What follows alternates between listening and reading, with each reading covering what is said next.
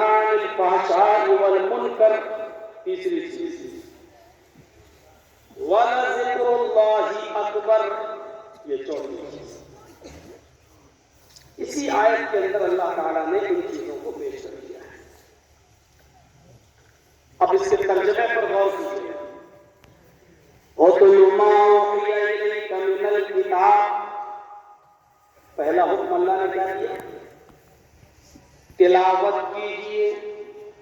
تلاوت، میں پڑھیے نہیں کہہ رہا ہوں، اتلو، تلاوت کیجیے اس چیز کی، اے محمد صلی اللہ علیہ وسلم آپ تلاوت کیجیے اس چیز کی جو آپ کی طرف وحی کی گئی ہے، جو آپ کی طرف بھیجی گئی ہے، جو آپ کی طرف اتاری گئی ہے، یعنی قرآن۔ تلاوت کیجیے، قرآن کو پڑھنے کا حکم نہیں ہے۔ آج میں بتاؤں گا تلاوت کس کو کہتے ہیں اور پڑھنا کس کو کہتے ہیں۔ ہم قرآن پڑھ رہے ہیں یا قرآن کی تلاوت کر رہے ہیں، ہم کیا کر رہے ہیں، یہ آج کے درس میں آج کی تقریر میں آج کو یہ چیز ہے۔ دوسری چیز وَاتْلُ مَا أُوحِيَ إِلَيْكَ مِنَ الْكِتَابِ، اللہ نے جو کتاب نازل کی، جو قرآن اتارا، جس کی وحی کی ہے، اس کی تلاوت کیجیے۔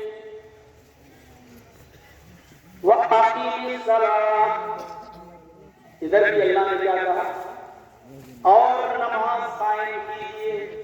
یہاں بھی یہ نہیں کہا نماز پڑھیے۔ آج ہم یہ بھی بتائیں گے کہ نماز پڑھنا چاہیے یا نماز قائم کرنا چاہیے، نماز پڑھنا کیا ہوتا ہے اور نماز قائم کرنا کیا ہوتا ہے۔ اللہ نے کہا وَأَقِیمِ الصَّلَاةَ، اور نماز قائم کیجیے۔ اور نماز کیوں قائم کیجیے، نماز کا فائدہ کیا ہے، تو اس کو اللہ نے کہا إِنَّ الصَّلَاةَ تَنْهَىٰ عَنِ الْفَحْشَاءِ وَالْمُنکَرِ، نماز کا بینیفٹ، نماز کا فائدہ یہ ہے کہ نماز لوگوں کو، انسانوں کو فحش اور منکر،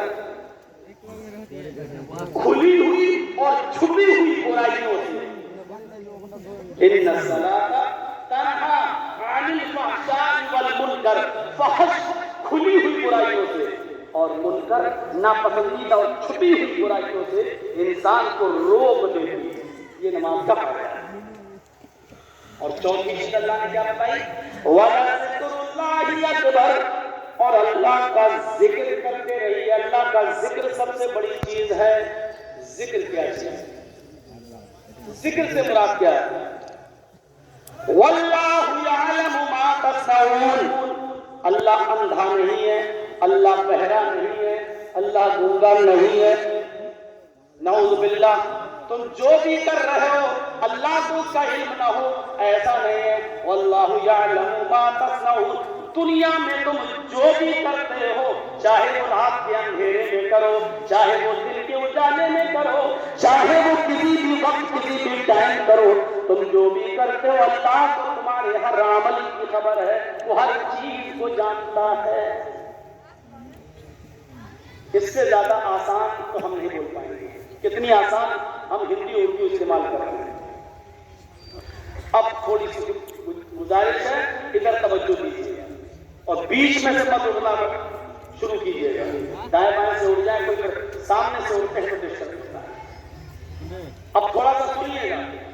پہلی چیز، اُتْلُ مَا أُوحِيَ إِلَيْكَ مِنَ الْكِتَابِ، تلاوت کیجیے اس چیز کی جو وحی کی گئی ہے کتاب میں سے، قرآن میں سے، یعنی قرآن کی تلاوت کیجیے۔ عربی زبان میں تلاوت کس کو، تلا یتلو کا معنی ہوتا ہے پیچھے پیچھے چلنا۔ اب اس کا ترجمہ یہ ہوگا، اُتْلُ مَا أُوحِيَ إِلَيْكَ مِنَ الْكِتَابِ، پیچھے چلیے جو اللہ تبارک و تعالیٰ کی طرف سے نازل کی گئی ہے، یعنی قرآن کو پڑھیے اور اس میں یہ ہے اس کا مطلب۔ قرآن اس لیے نہیں آیا اچھا یہ زمین میری، نہیں یہ زمین میری، تو جھوٹ بولتا ہے، چل مسجد میں اٹھا لے قرآن، کھا لے قسم یہ زمین میری ہے، ہم چھوڑ دیں۔ یہ قرآن قسمیں کھانے کے لیے نہیں آیا.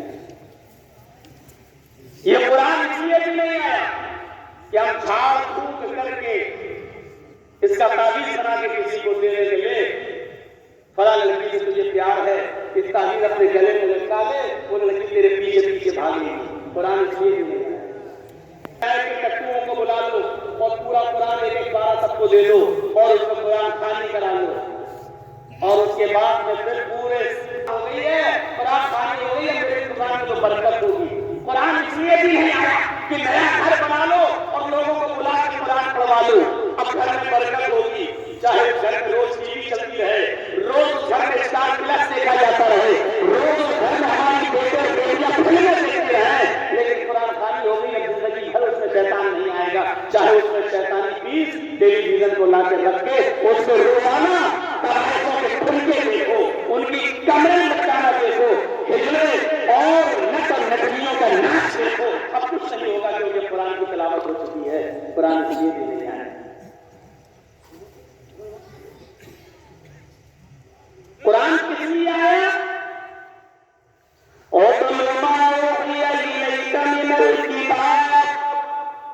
اس کتاب کی تلاوت کیجیے اس کتاب کے پیچھے پیچھے چلیے جو آپ کی طرف اتاری گئی ہے جو آپ کی طرف وحی کی گئی ہے. عرب میں جائیے گا سعودی عرب اللہ تعالیٰ اگر آپ کو توفیق دے حج کی عمرے کی تو عربوں کے یہاں ایک اونٹنی کا بچہ ہوتا ہے اس بچے کو وہ تلب کہتے ہیں تلب کہتے ہیں تلب آزا تلب یہ تلب ہر اونٹنی کے بچے کو نہیں کہتے ہیں. جو بچہ اونٹنی کا جو بچہ اپنی ماں کے پیچھے پیچھے چلتا ہے ماں ادھر گئی بچہ اس کے پاس چلا گیا ماں گھاس چارہ کھاتے کھاتے دوسری طرف چلی گئی اس کا بچہ اس کے پیچھے پیچھے چلا گیا. جو بچہ اپنی ماں کے پیچھے پیچھے چلتا ہے اور ایک منٹ کے لیے بھی اپنی ماں کو نہیں چھوڑتا ہے اس بچے کو عرب کیا کہتے ہیں ہاذا تلو.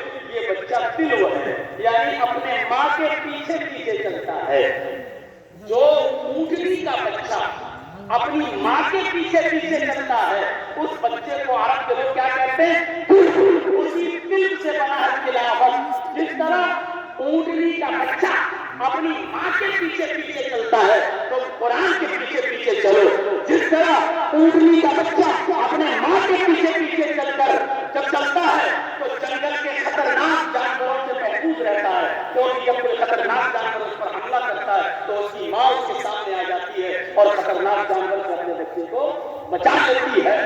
قرآن کی تلاوت کا مطلب یہ ہوا کہ جب تم قرآن کے پیچھے پیچھے چلو گے تو تمام خطرناک قوموں سے تمام خطرناک پارٹیوں سے تمام زہریلے لوگوں سے اور تمام قسم کے لوگوں سے تم محفوظ ہو جاؤ گے. کیونکہ جس طرح اونٹنی اپنے بچے کو اپنی حفاظت میں لے لیتی ہے اسی طریقے سے قرآن تمہیں اپنی حفاظت میں لے لے گا. یہ ہے تلاوت کا. قرآن کی تلاوت کا حکم دیا ہے لیکن ہمارے یہاں ہوتا کیا ہے پورے مہینے رمضان میں ہم تراویح نہیں پڑھ پائیں گے. قرآن سننا ضروری ہے. ایک ہی دن کسی امام صاحب کو بلایا حافظ صاحب کو اور کہا عشاء کے بعد قرآن پڑھنا اور فجر تک پورا قرآن ختم کر دینا.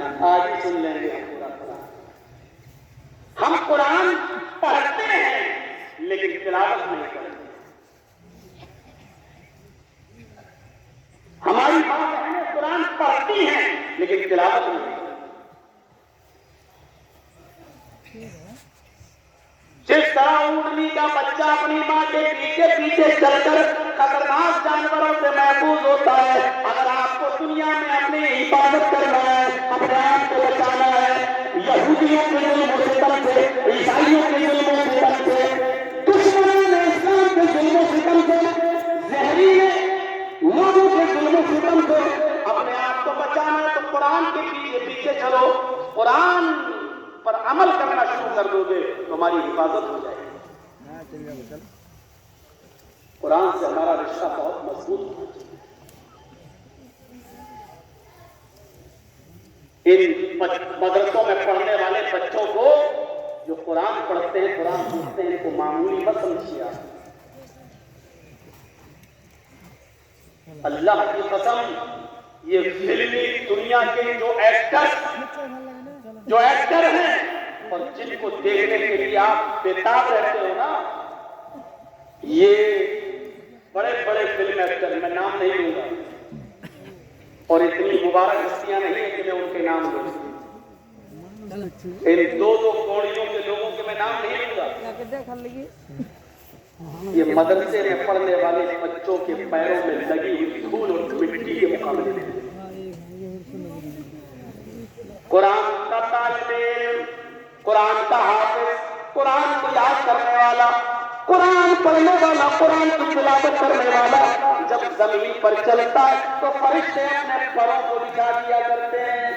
سمندر کی مچھلیاں قرآن پڑھنے والے، قرآن کی تلاوت کرنے والے بچوں کے لیے دعائیں کرتی ہیں، آسمان کے فرشتے ان کے لیے دعائیں کرتے ہیں۔ میرے بھائیوں، جو بچے زمین پر چلے تو فرشتے اپنا پر دکھاتے ہیں۔